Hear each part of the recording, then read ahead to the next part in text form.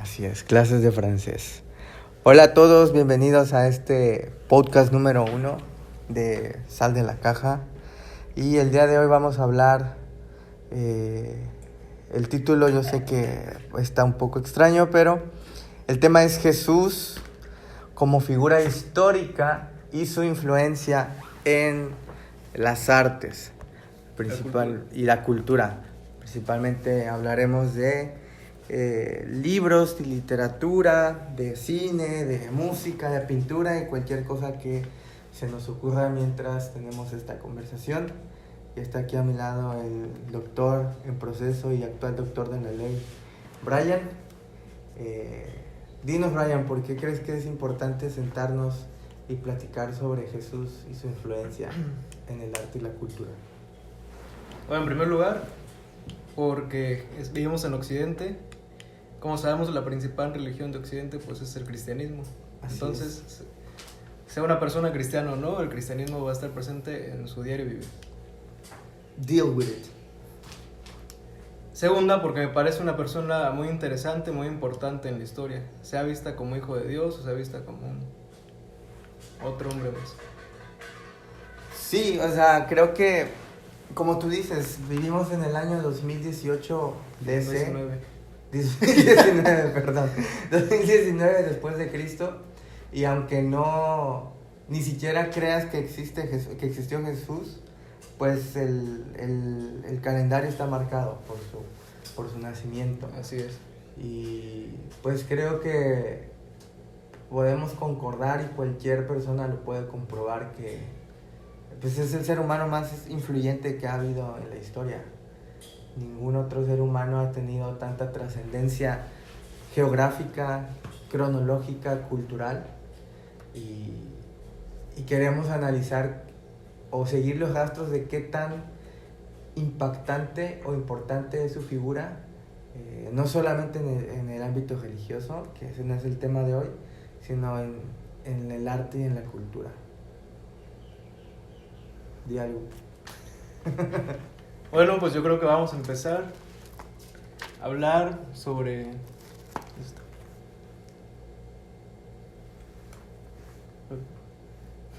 Sobre pintura. Sobre pintura. Pues como ya dijimos, Cristo ha influenciado demasiado desde su nacimiento. Primeramente de manera local y después ya se extendió a todo Occidente y pues parte de Oriente. Y una de las formas en las que ha sido influenciado pues es en la pintura. Todos conocemos un Cristo crucificado, lo hemos visto en pinturas, en iglesias, en esculturas, en películas, en muchos lugares hemos visto. Pero ¿cómo comenzó todo esto? Pues comenzó con fines primero de sus seguidores y después como representación del arte por lo que simbolizó, lo que representa su crucifixión principalmente. ¿Pero crees que Jesús sea la persona más retratada de la historia? ¿Habrá alguien más que aparezca más veces en las pinturas? No lo creo. O sea, si hablamos de, no sé, a lo mejor hay temas recurrentes de paisajes o cosas así, pero, bueno, pero una persona en específico, ¿habrá alguien que aparezca más veces? No ¿Alguien creo. habrá contado cuántas pinturas existen de Jesús? Sí, debe haber un conteo. Ok. Pero no creo que alguien sea más pintado que Jesús. Y creo que eso habla... Al menos no en Occidente. Y habla precisamente de la influencia. Bueno, porque también los musulmanes no pueden pintar a Mahoma porque es pecado, ¿no? Algo así. No lo sé. Sí, por eso Es un buen dato. Es pecado, según ellos, representar tanto a Alá como a Mahoma. Pero bueno. Lo curioso Ajá. es que las representaciones de Jesús muchas veces no fueron por parte de religiosos. Unas veces sí, pero otras veces no, porque precisamente la figura de Jesús es como una figura muy de dominio público. O sea, Casi desde los inicios. Que diferencia, como tú dices, en el caso de Mahoma, uh-huh, que su religión pues lo toma muy mal. Muy bien. Y o sea, dices que todo empezó cuando los primeros cristianos fueron los que comenzaron a pintar. ¿Cuál es la primera pintura que hay de Jesús? ¿Tenemos ese dato? No. Bueno, lo tendremos en algún momento. En algún momento lo tendremos. Pero por ejemplo, pinturas. Todos conocemos una que es muy famosa, que la pueden buscar. Y es una pintura de Velázquez. Tal vez es la pintura más conocida de Cristo, un Cristo crucificado. Velázquez fue un pintor del siglo XVI, XVII, y es exactamente una réplica, pero mejorada. No es una réplica, es una pintura mejorada de su maestro, que fue Francisco Pacheco, del siglo XVI. Que de hecho este tipo, Pacheco, que también era pintor, escribió un libro que se llamaba La historia del arte, orígenes y su grandeza, creo que así se llama. Y bueno, habla de todo, habla de varias cosas de pintura, y ahí da unas recomendaciones o dice cómo debería pintarse un Cristo. Entonces, como Velázquez era discípulo suyo, pintó con las especificaciones que Pacheco decía en su libro, pero a mí me gusta más la de Velázquez, y es de hecho la más conocida. Ahora, de ellos dos. Y dices que de las diferentes maneras de abordar a Jesús en la pintura, la más recurrida es su muerte, su crucifixión. Sí. ¿Crees que hay alguna razón? Ya te dije al principio, por lo que simboliza. Creo que la crucifixión tiene muchos elementos artísticos, y es por eso que representan más la crucifixión que otros usos. Aunque por ejemplo la Santa Cena, la famosa pintura de la Santa Cena, es otro, pero la crucifixión pero la crucifixión siempre ha sido más, pues más representada. ¿Y cómo dices que se llama la pintura de Velázquez? No recuerdo. Pero es Cristo crucificado. Es un Cristo crucificado. Yo no sé mucho de pintura, pero hace poco descubrí una pintura de Salvador Dalí. Es muy bonita. Que es el Cristo de San Juan de la Cruz. Y me llama mucho la atención porque no es el típico Jesús que aparece en otras pinturas. O sea, por lo regular está visto, en las otras pinturas está visto de frente. Y trata de ser una representación muy realista, ¿no? Pues se ven, digo, no tan realista como realmente fue. Creo que el único que lo hizo realista o se pasó de realista fue Mel Gibson en La Pasión, donde hay demasiada sangre. Hay una pintura muy realista de Jesús, no recuerdo el pintor, pero es de las pocas donde la expresión, por ejemplo, los labios están pues muy mal, está muy desangrado, los dedos sí se ven pues no en una posición tan estética como todo la pintan. Que también hay debate, ¿no? ¿Cómo fueron los clavos? Unos dicen que fueron un clavo en la mitad de la palma, muñeca, ¿no? Otros dicen que en la muñeca, otros dicen que fueron varios clavos. Que también lo amarraron. También hay debate si fue una cruz. Lo más probable es que no. Lo más probable, porque es un símbolo que los primeros cristianos usaban para representar su religión. Y era una especie de X con otro palo, una madera vertical, como si fuera un asterisco, pero sin la madera horizontal. Y ya después, no recuerdo el nombre, pero fue un emperador romano que dijo que tuvo un sueño en el que se le había aparecido Cristo o Dios, le había hablado y le había dado la señal de la cruz, y fue cuando se empezó fue Constantino. Sí, Constantino. Cuando peleó contra Maxencio para ver quién de los dos iba a quedar con el trono de Roma, porque Diocleciano, me parece, era el que había abdicado, y él cuenta que vio enfrente al sol la cruz, y con unas letras que decían in hoc signe vinces, que es con este signo vencerás. Bueno. Y de ahí mandó a ponerle a pintar en los escudos de sus soldados las letras griegas Ji y Ro, que son como una X y una P, que luego traen los curas en sus sotanos, en sus no sé qué, cómo son, que son las primeras dos letras del nombre de Cristo en griego. Entonces, pero bueno, estamos hablando de la crucifixión y... No, pero eso es muy importante, porque recordemos que antes había habido persecución de cristianos, y fue a partir de él que empezó a representarse con mucha libertad, y de hecho de manera oficial, la figura de Cristo, y sobre todo con esto que se nos heredó, que es una cruz. Ahora conocemos una línea vertical atravesada por una horizontal, que es el símbolo que quedó. Y creo que el símbolo, el hecho de que con la cruz lo primero que veamos lo primero que pensamos cuando vemos una cruz es Jesús, pues tiene que ver precisamente con el tema pictórico, de que tantas veces Jesús crucificado pues representa eso, ¿no? Pero la pintura esta de Dalí es muy distinta porque está vista como desde arriba. Sí. Y no es nada realista, de hecho está literalmente flotando sobre la cruz porque no hay clavos, no hay corona de espinas, no hay ni una gota de sangre. Bueno, eso tiene que ver con el género pictórico de Dalí, porque si recuerdas, Dalí era surrealista o pertenecía al movimiento surrealista, Así que es. después lo votaron, ¿verdad? Pero pues continuó con ese género. Me parece que leí que él dice que lo soñó y que tenía que dibujarlo y que despertó y se puso todo o la mayoría de la pintura de Dalí se basa en sus sueños. Él creía que la interpretación de los sueños a raíz de Sigmund Freud era pues muy importante. Okay. Y la mayoría de sus pinturas, según la propia fuente de Dalí, era a raíz de sus sueños. Por eso son cosas tan locas. Por eso son cosas tan locas. Pero esa pintura me gusta mucho porque, número uno, porque es distinta a todas las demás. Pero como que divide el plano. Abajo de Jesús está el pueblo de San Juan de la Cruz, algo así, que se ve como que a lo lejos, como una especie de paisaje. Y atrás de Jesús, o más bien arriba, está simplemente una oscuridad. Y me recuerda cuando los evangelios dicen que cuando Jesús murió, pues hubo oscuridad, que muchos realmente todavía no saben cómo interpretar eso que está escrito, ¿no? Si se nubló, si hubo un eclipse, o si fue algo sobrenatural. Pero me gusta porque representa no algo real, sino algo simbólico, que es como la soledad que él enfrentó en esa cruz, y de sentirse solo y enfrentando a la oscuridad, ¿no? A la maldad, al pecado y todo eso.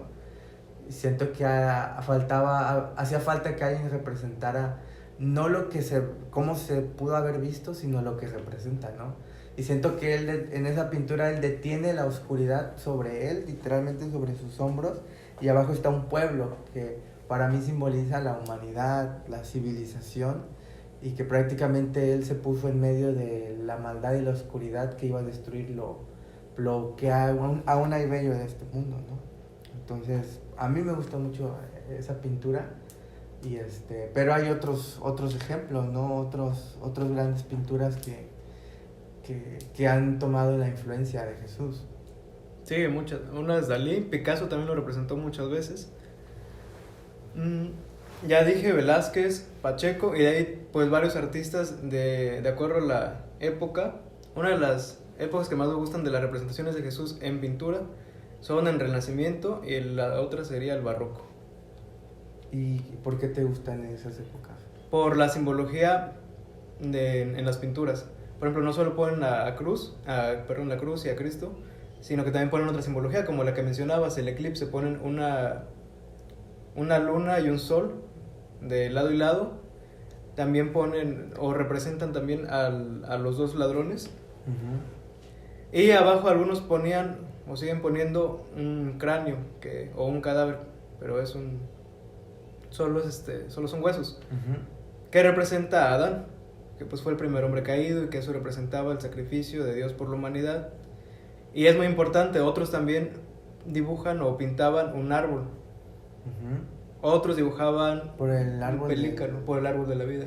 Okay. Porque cuenta la leyenda que cuando Adán fue expulsado, uh-huh, mandó a uno de sus hijos al huerto del Edén, que, uh-huh, como sabemos estaba custodiado por un ángel, según, uh-huh, la Biblia. Así es. Y pidió que él estaba mal, estaba a punto de morir, y pidió que le dieran pues del árbol de la vida, uh-huh, para no morir, para estar bien. Okay. Y el ángel le respondió que no podía hacer eso, pero a cambio le dio, bueno, no a cambio, sino le dio una semilla del árbol del fruto. Ajá.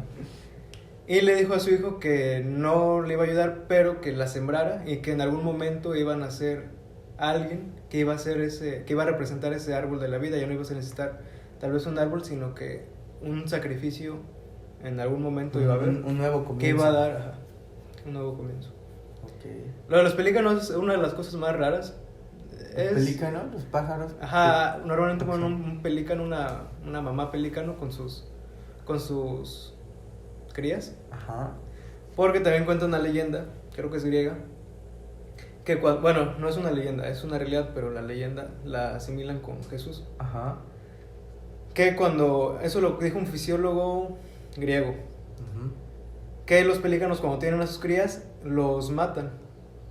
Pero al tercer día, que tiene mucho que ver con Sí, con Jesús el tercer murió, día de Jesús, resucitó al tercer día. resurrección. Al tercer día, la madre también se pica en el costado de su cuerpo y también se mata y esparce la sangre sobre los hijos que ella misma Ajá. mató. Que no sé qué tiene que ver porque, pues, Jesús no es que haya matado a sus seguidores, sino que al contrario, o a los que quería salvar. Pues la luna y el sol, como ya sabemos, el día es lo bueno y Pero la espera, noche es ¿y lo malo. reviven los polluelos? ¿O Ajá, cómo? sí, reviven. ¿Y eso está comprobado? No, obviamente no. Ah, o sea, eso era lo que creían los griegos. Es una mitología griega. Y Y por bueno, eso se ajá. representa mucho. Claro, por la herida en el costado, por los 3 días de Ajá. muerte, o sea, sí, ok. Pero es que realmente ese es el punto, ¿no? O sea, esa cosa rara que dijiste del mito de los griegos, o sea, creo que la influencia de Jesús es tal que no tiene solamente que representar tal cual lo que él fue o lo que él vivió, sino muchas de las cosas que si no hubiera sido por él, no existirían, como la Navidad, por ejemplo, ¿no? Y bueno, no sé si tengamos algo más que hablar de pintura, porque tenemos otros temas. ¿Algo que quieras agregar? O tal de vez pintura? mi favorito, como dije, en Renacimiento Ah, sí. y Perdón, el estaba hablando Barroco. de eso. También porque, como conocemos acá, el Cristo crucificado es, ya sabes, con el pañuelo blanco Ujú. que le llega a los muslos. Sí. Pero eso empezó a partir del siglo XV en la pintura. Ujú. Porque antes, como ya sabemos, la cultura y esto, pues era mal visto que se representara Desnudos. al líder, al Hijo de Dios, pues con sus miembros expuestos. Claro. Ujú. Pero eran tan exagerados que ni siquiera se tenía que ver ninguna parte del cuerpo de Jesús. Entonces algunos le ponían como una faldilla Ujú. y otros lo tapaban completamente, solo se veía su cuello y su cabeza. Eso fue en la época románica. En las pinturas y también en algunas esculturas podemos ver que era así. Y a partir del siglo XV ya en la pintura se empieza a representar con el pañuelo blanco en los muslos, que es como ya lo conocemos hoy en día. Pero también a partir de esa época empiezan a surgir corrientes que ya no se conforman con representar la realidad como tal, ¿no? Sino ya, como dices, le empiezan a agregar cosas simbólicas, ¿no? Ya no buscan tanto retratar la realidad porque antes era, el mejor pintor era el que pintaba cosas más, digamos, llamaríamos ahora hiperrealistas, ¿no? Que se asemejen a la naturaleza y estudiaban las proporciones de los árboles, las frutas y el cuerpo humano. Pero de ahí empieza, con este despertar, ¿no? De la humanidad, de la razón, de la ciencia y todo eso, a que la pintura ya no, su función no es meramente reproducir la naturaleza, sino inventar y crear una nueva realidad que existe en la mente del pintor, ¿no? Así es. Entonces mis favoritas, Renacimiento y Barroco. De las que más odio, pues en románico. Ok. Y hablemos de otra de las artes importantes que creo que es de nuestras favoritas, que es la literatura.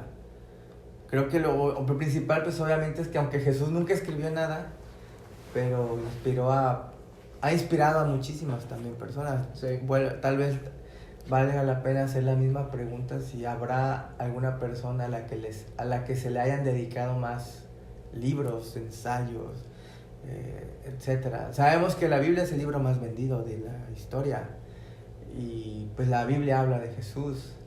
Entonces, creo que de las primeras manifestaciones pues fue la misma Biblia que, más allá del libro espiritual, pues un libro con valor histórico que retrata quién fue, dónde nació, qué hizo, cómo murió y todo lo que pasó. Pero, ¿qué ejemplos son para ti, son tus favoritos de Jesús y su impacto en la literatura? Uno de mis favoritos está en el libro de Profundis de Oscar Wilde. Sí, amas ese libro. Amo ese libro. Es una obsesión. Pero en especial la parte donde habla de Cristo. De Jesús.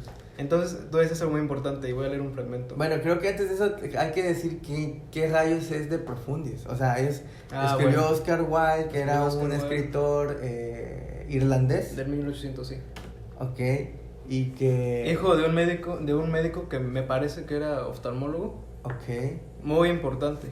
Y hijo también de una madre que era escritora, pues como era mujer, ¿verdad? No tuvo el mismo impacto que su esposo en aquel tiempo, pero debió haber influido demasiado en Sí, influyó mucho en su hijo. Y para mí uno de los escritores más brillantes que han existido. Se dedicó más que nada a escribir obras teatrales, ¿no? Sí, era dramaturgo. Donde se dedicaba a burlarse de la sociedad, de aquellos de tiempos. sus normas, de su hipocresía, de su materialismo. A pesar de él haber nacido en esa sociedad.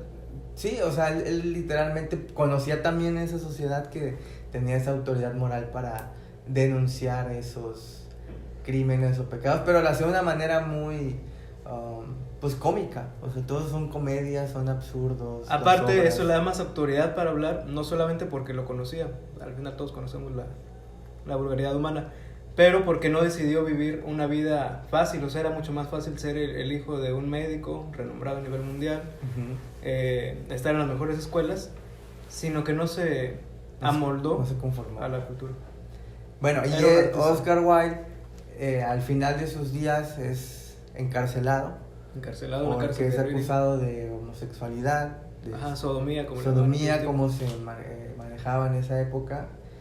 Y pues creo yo que ahí tiene es una experiencia que le cambia la vida, porque pues aunque como bien dices, no decidió vivir esa vida que todos esperaban, pero por el éxito y la influencia que tuvo, pues se dedicaba a comer y a beber y a estar en fiestas y así. Y pues ahora está en la cárcel. Y ahora ya no hay fiestas, no hay música, no hay amigos. Es curioso, porque él pudo haberse librado de la cárcel. ¿Así? De no haber sido por su pareja, que era Lord Bossy, el hijo del marqués de Queensberry. Pero el punto es que este chavo, Bossy, era una persona muy tóxica. Sí. Entonces prácticamente le encaminó a una pelea con su papá, porque antes, de hecho, sí. Hay cartas donde Queensberry le escribe a Wilde y lo admiraba. Pero ya se sabe que esta familia del marqués tenían una patología mental, o sea, sí la tenían, eran muy coléricos. Y como dato curioso, pues Queensberry hizo una de las reglas del boxeo. Entonces, pues también era bien importante. Pero bueno, el punto es que en la cárcel él escribe 2 obras, ¿no? Una que es la balada de la cárcel de Reading, que es un poema que habla, a diferencia de sus obras que eran, pues se basaban en eso, siempre en problemas de sociedad, de amoríos, de fiestas y eso. Habla de temas más profundos, de la soledad, del miedo, de la muerte, de la trascendencia de la vida. Y escribe esta obra que se llama De Profundis, que es como una autorreflexión de toda su vida, y como que se empieza a analizar y juzgar qué ha hecho con su vida, porque pues también ya no tiene 20 años, ya está en el ocaso de su vida, su carrera como escritor y artista está destruida, su familia está dañada, y pues prácticamente, como decimos coloquialmente, tocó fondo. Sí. Y es aquí donde él escribe esta obra de Profundis, donde empieza a hablar sobre lo que él siempre le apasionó, que es el arte en general. Y cuéntanos cómo es que él dedica gran parte de este libro a la persona de Jesús. ¿Qué es lo que él estuvo en su soledad en la cárcel reflexionando sobre Jesús? Bueno, el libro en sí es una carta a Bossy, que como dijimos, sí. Pues el culpable, ¿no? O de alguna forma el que desencadenó. Así es. Bossy no correspondía, incluso era una persona que afectaba mucho la vida personal, pero también la creatividad o el impulso creativo en Wilde. Porque en la misma carta expresa Wilde que cuando él estaba, porque salían a viajes y eso, cuando estaba Bossy no lo dejaba, e incluso él tenía una nubleza de mente, de creatividad, que no podía escribir nada. Se le provocaba como ansiedad. Probablemente. Lo bloqueaba. Entonces le empieza a escribir que el amor que le tuvo, pues lo terminó dañando. Y que Bossy pues era una persona muy egoísta, porque cuando él estaba en la cárcel, Bossy incluso aprovechó para ganar popularidad o para ir en contra de Wilde. Okay. Entonces Wilde, como tú dices, en su soledad, en todo, empieza a reflexionar Y una de las tantas cosas que reflexiona en el libro es sobre Cristo. Por ejemplo, en realidad la gracia de Cristo reside, puesto a decirlo todo, en ser como una obra de arte. No es que realmente enseñe algo, sino que por entrar en su presencia uno llega a hacer algo, y todos estamos predestinados a encontrarnos con Él. Y una vez siquiera en su vida, cada hombre caminará con Cristo hacia el Emaús. Entonces aquí me parece algo profundo hasta cierto punto, porque dice Cristo no enseña algo, sino que por entrar en su presencia uno llega a hacer algo. Sí, que es probablemente la única forma de entender a Cristo. Y creo que en esa frase resume la teología cristiana, digamos, auténtica, ¿no? Porque mucha gente ve a Jesús como alguien que te dice cómo vivir, que te da una serie de leyes e instrucciones de ama a tu enemigo, ponle otra mejilla, etcétera. Pero igual como artista, pues al fin de cuentas él ve todo a través de sus ojos de artista, y resume mucho de que lo que a veces los cristianos decimos como cliché, ¿no? De que Jesús no es religión, es relación. Creo que lo dice de una manera más elegante y efectiva, ¿no? No es el maestro a quien te enseña algo, sino a quien te ayuda a ser alguien, ¿no? ¿Y qué más escribió Wilde? Escribió muchas cosas sobre sí, Cristo. pero en de profundis. Sobre Cristo. Bueno, hay otra parte que dice: todo lo que Cristo nos advierte es que hemos de embellecer cada momento, que el alma ha de estar siempre preparada para la llegada del esposo, siempre atenta a la voz del amante. Como ya sabemos, hay una parábola que dijo Jesús sobre las 10 esposas vírgenes. Uh-huh. Bueno, sí, eran vírgenes, no eran esposas. Bueno, sí, las 10 vírgenes. Uh-huh. Es que ya se van a casar. Sí. Siendo el filisteísmo simplemente ese lado de la naturaleza del hombre que no está iluminado por la imaginación. Él ve todas las influencias bellas de la vida como modos de luz. La misma imaginación es la luz del mundo. Podemos ver que pues, Cristo era una fuente de creatividad, y sigue siendo una fuente de creatividad muy importante por cómo llevó su vida. Su vida, la misma Biblia lo retrata, no solo la crucifixión, sino que su vida fue dolorosa. Sí, sacrificio. Muy negación, incomprendido. Pobreza. Entonces, entre más una persona es incomprendida, entre más una persona lucha por algo que no es lógico, no es socialmente aceptable, marginado, pues su arte tal vez cobre mayor peso, a mi parecer. Ahora, eso que dijo de que la imaginación es la luz, muchos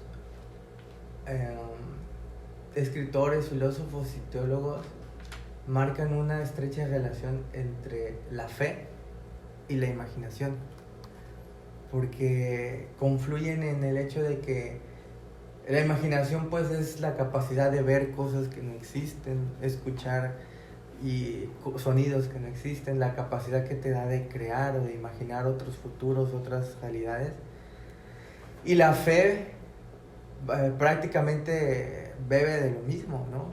La Biblia dice que es la certeza de lo que se espera y la convicción de lo que no se ve. O sea, no es la realidad objetiva, es una realidad que primero debe existir en tu mente.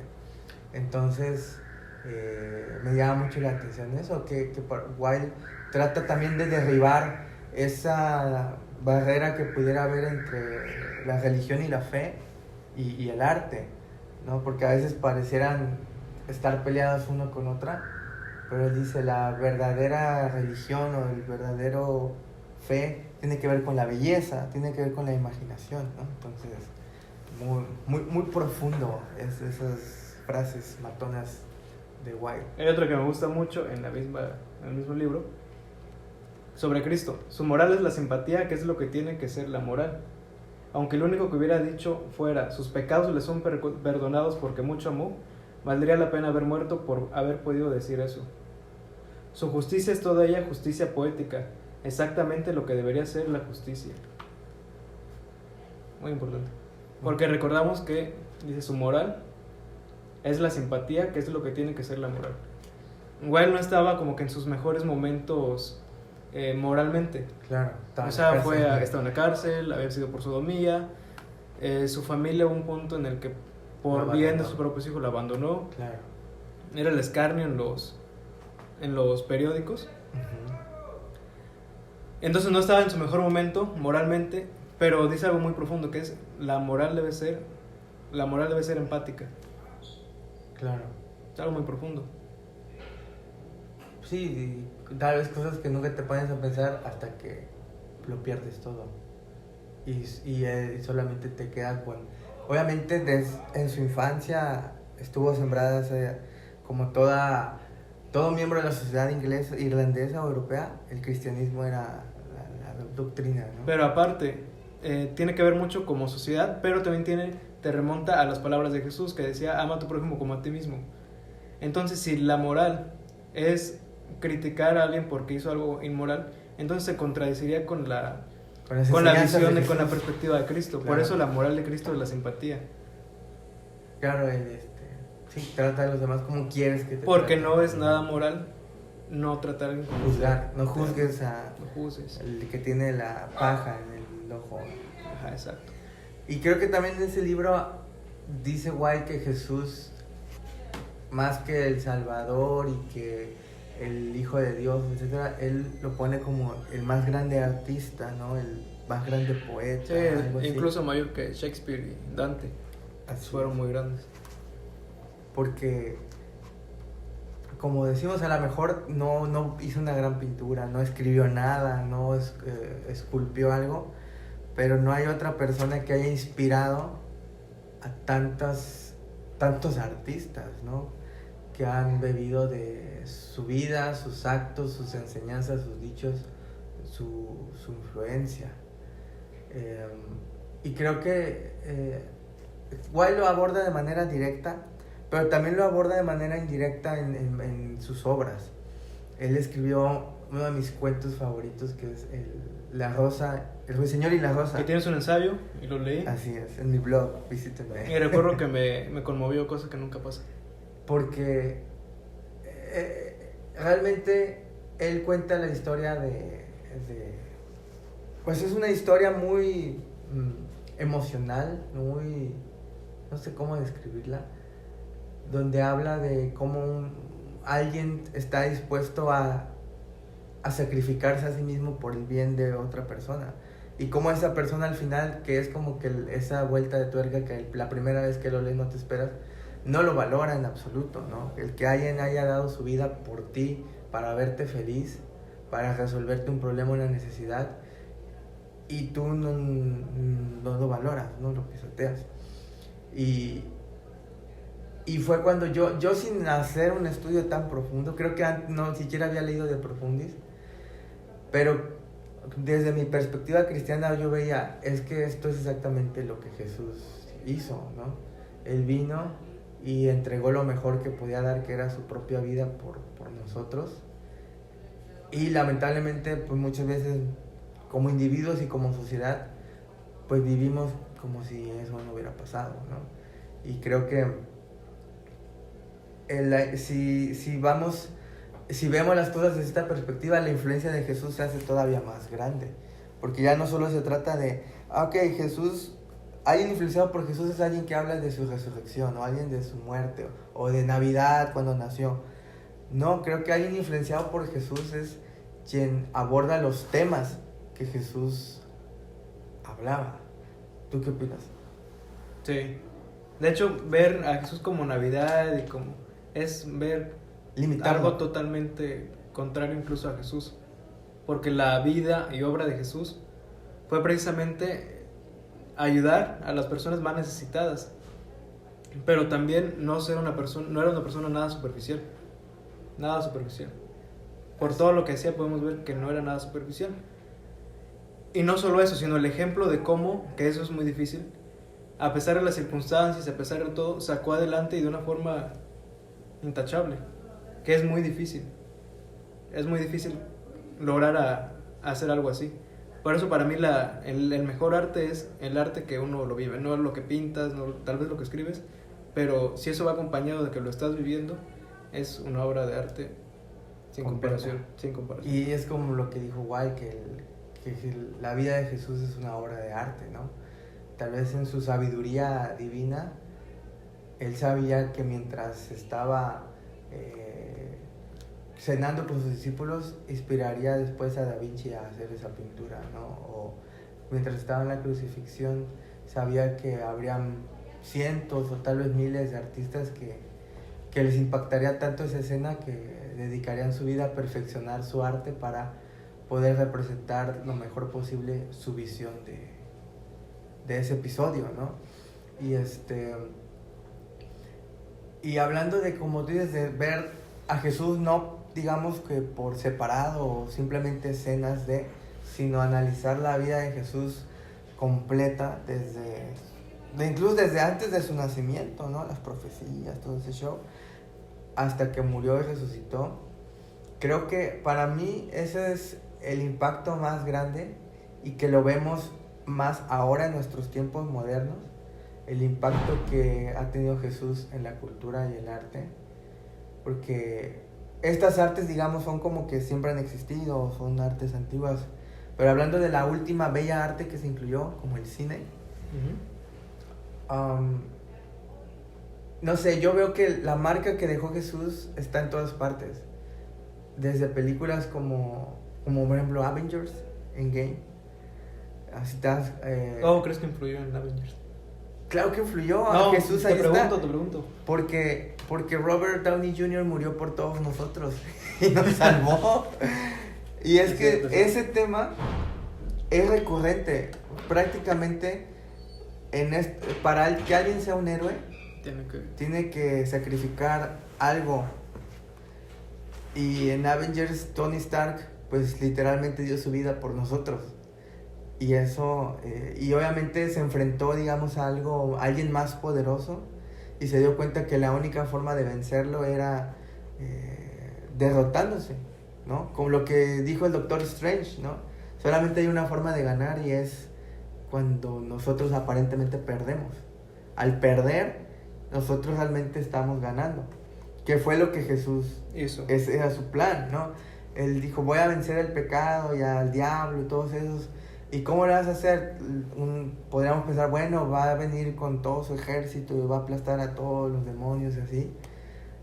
Pero realmente murió, y cuando murió, pues sus enemigos pensaron que él estaba derrotado y que ya hasta ahí había llegado. Pero justamente era la única manera, el único de los 14 millones de universos probables en el que él iba a triunfar. Entonces... Digo, yo sé que a lo mejor Marvel, el guionista, diga que nada que ver, tal vez es ateo o lo que sea, pero tenemos en nuestro subconsciente grabados esos temas. Incluso lo puedes ver en los cómics. Y toda película así de épica y de heroísmo, alguien muere por alguien más.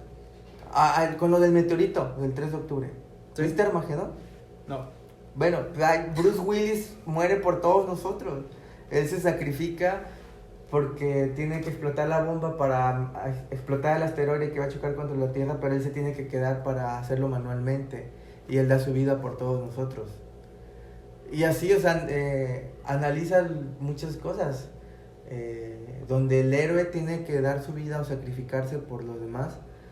Todo eso viene de Jesús, porque él fue el héroe que literalmente lo hizo hace 2000 años. 2019 años. Bueno, 2019 años. Y por ejemplo, Superman claramente es un símbolo de Jesús. O sea, él es de otro mundo, de otro planeta. Su padre lo envía hacia la tierra, ¿sí?, para salvarnos. Y él tiene poderes. Jesús tenía poderes, ¿no? Caminaba sobre el agua, convertía el agua en vino, etcétera. Pero usaba ese poder en beneficio de los más débiles que él, como Superman, o como Goku, que también viene de otro mundo hacia acá. Y sobre todo, es por eso digo que todo se parece a Jesús. Jesús vino al mundo, pero no llegó como el héroe que todos esperaban. Nació en un pesebre, vivió en un pueblito abandonado, olvidado, no hizo nada importante los primeros 30 años de su vida. Superman cayó en una granja, ¿no? Es como en el pesebre. Goku llegó con su abuelito en un rancho ahí perdido, no sé qué. Pero al final, quien menos esperaban, resulta ser el salvador del mundo. Entonces, creo que cualquier serie, caricatura, película, lo que sea, que siga ese patrón, bebe de la historia de Jesús. ¿O tú qué opinas? Sí, exactamente. Como te decía, la misma vida de Jesús, el propósito de la vida de Jesús, el propósito que él mismo aceptó porque no fue impuesto, es lo que ha influido sobre todo en el cine, en el arte, en todo. Porque es algo muy impactante. Dime algún ejemplo de alguien que haya hecho algo similar en la vida real. Pues es que...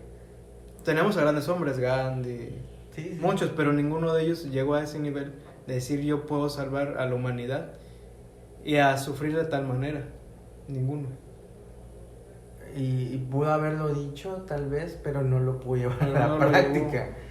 Porque no, como alguien dijo, ¿no? Alguien podría dar su vida pues por tu familiar, por tu ser amado, pero dar la vida por ladrones, por borrachos, por mentirosos, por violadores, por asesinos, de hecho hasta parecería poco ético, ¿no? Cómo sacrificar a una vida inocente que tiene todo para triunfar por alguien que ha hecho todo mal y solo ha contribuido, más bien, no ha contribuido nada a la sociedad, solamente. Pero vuelvo a Wilde. La moral es la simpatía. Exacto, y Jesús vino precisamente a no enseñarte cómo vivir, sino que llegues a ser quien debes ser, un verdadero ser humano con amor, con empatía, con bondad, etcétera, ¿no? Es que Jesús también lo más grande es que no se centra en lo que espera de ti o lo que debe ser. Probablemente sí, porque, o sea, no esperas que un Dios sea tan bueno y tan misericordioso contigo, porque es Dios, o sea, en qué cabeza cabe. Pero eso es lo grande, que Él no, todo lo contrario, se centra en la persona, en sus problemas, en sus heridas tal vez. Y como vemos, como que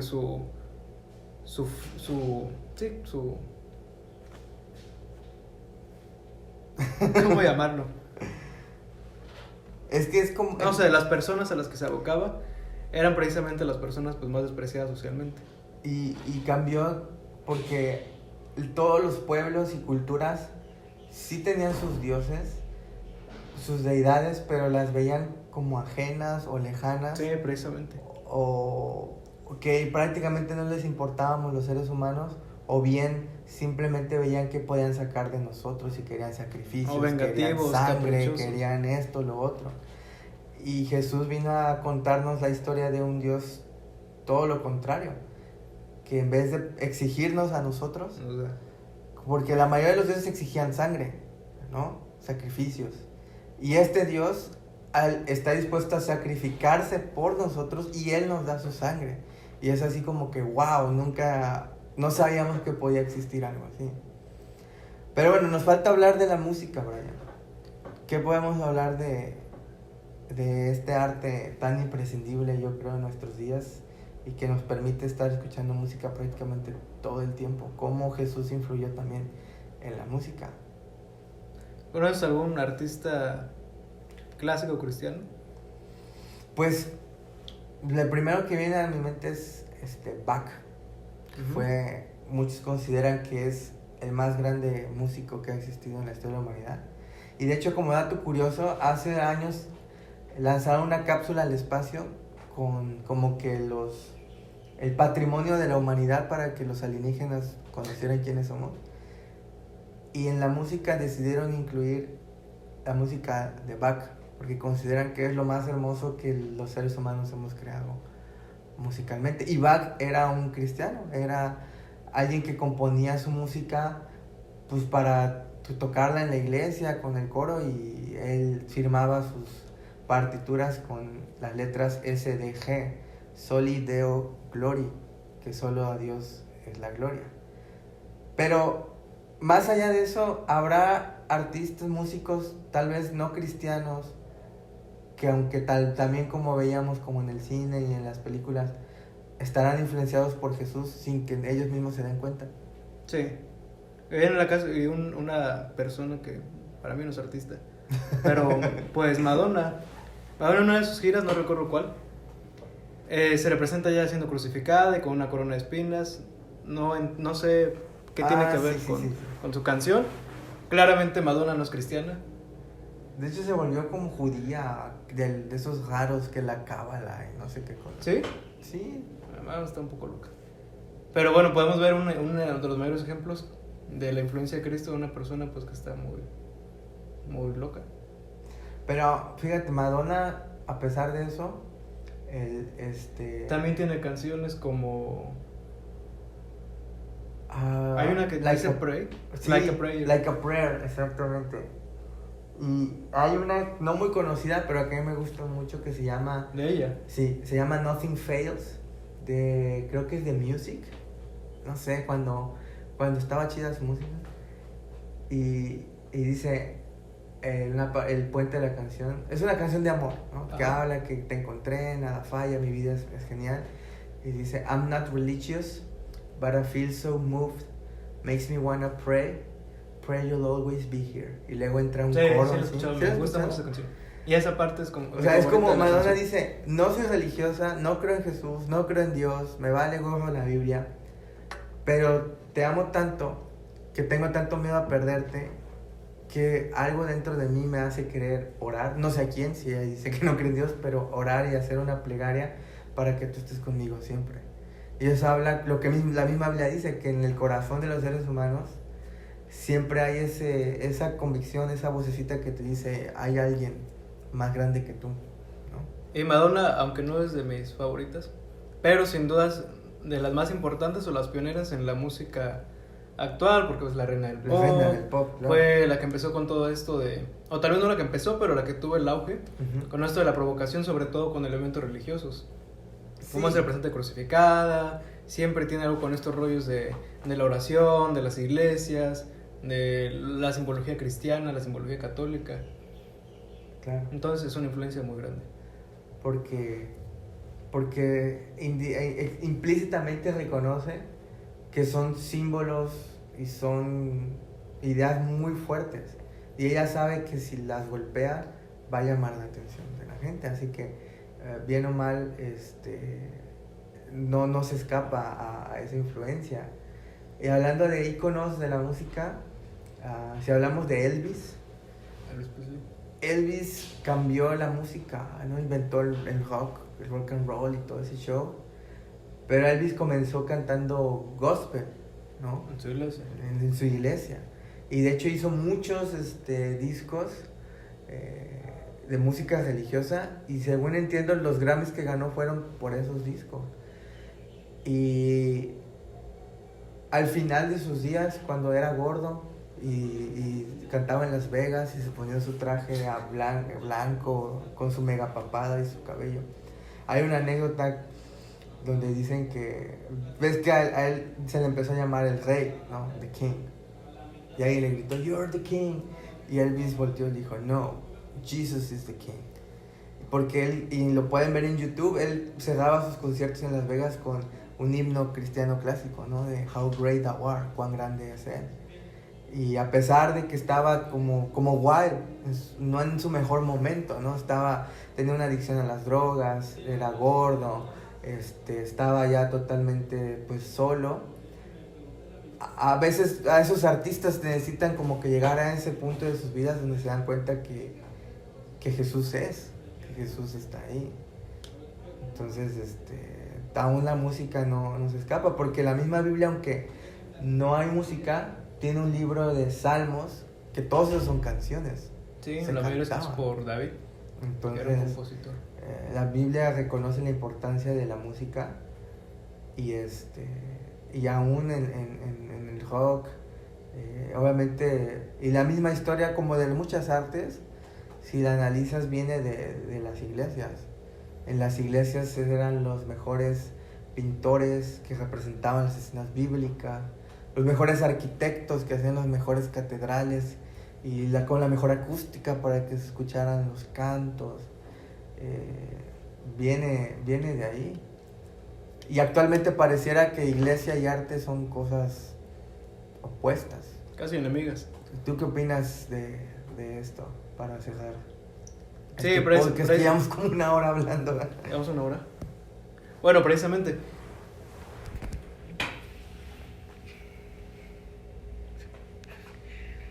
Sí, creo que la iglesia muchas veces ha censurado, y con la iglesia no me refiero a una específico, sino a la iglesia En general. general, derivada del El cristianismo. cristianismo, así es. ha sido muy hermética, de hecho ha sido anticristiana. Que la iglesia ha sido anticristiana. La iglesia ha sido anticristiana. Ok. Porque Nos van a crucificar. fue eso. Ojalá. ¿Cómo Jesús? Pero sí, ha sido anticristiana totalmente. Porque no se supone que Jesús lo que buscaba era que la persona se expresara, que la persona, no que estuviera bien, pero que la persona buscara esa expresión, que la persona sanara sus heridas. Y muchos artistas no han sido precisamente en contra de Dios. El caso de Madonna. O sea, Madonna claramente tiene un problema con la iglesia y específicamente la católica, no con Dios. Sí, lo dijo Gandhi, después lo dijo Bono, ¿no? Yo no tengo ningún problema con Cristo, pero sí tengo algunos problemas con los cristianos, ¿no? Y muchas veces pasa, no sé en qué momento, se dividió. O sea... Fue en la Reforma Protestante. La Reforma Protestante. Sí, porque ellos quisieron, como la idea era ser diferente a la iglesia que ahora se volvió a la iglesia católica. Ajá. Dijeron, no, en nuestras iglesias de nosotros, pues, que protestamos contra, pues ya ves que vendían la salvación prácticamente, sí. Y así. Entonces quiten las imágenes y quemen las pinturas, porque pues eso había devenido en idolatría, ¿no? Y ya no hagan iglesias tan grandes y tan bonitas, porque eso es materialismo, es amor al dinero y así. Y como a veces pasa, se fueron al extremo, ¿no? Sí, peleaban algo razonable, algo totalmente correcto, que era precisamente el abuso de la iglesia y la total desinformación, haber hecho de todos los evangelios y toda la Biblia una vulgaridad. Pero como tú dices, se fueron al extremo de cerrarse. Sí. Cerrarse completamente. O sea, el arte es de Dios. Y ahí fue donde se dio esta separación, ¿no? Porque el artista ya no tenía... Antes iba a la iglesia y la iglesia lo formaba.